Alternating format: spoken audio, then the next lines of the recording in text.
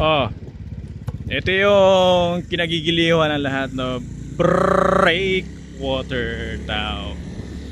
Let's see kung ano meron dito. So, may pausok. Napakalma ng tubig sa gitna. Kasi syempre, closed eh. Oo. This is my first time here. So, let's see. Okay naman. So far away. Okay naman.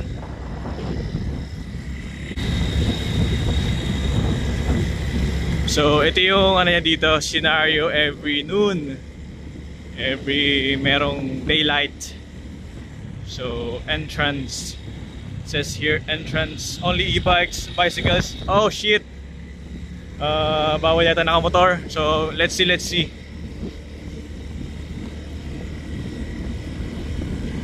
So clean as you go. Oh, may mga ano, may mga trash bags every post. Oh, it's high tide dito. Di loob ng ano. Ganda, linaw, no? Parang sarap maligo dito. Loob. Tapos dito yung labas.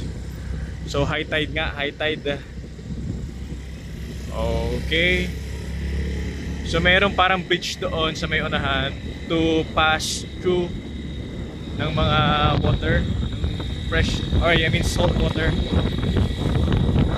Ang masabi mo sa amin, so tide type. Tide type.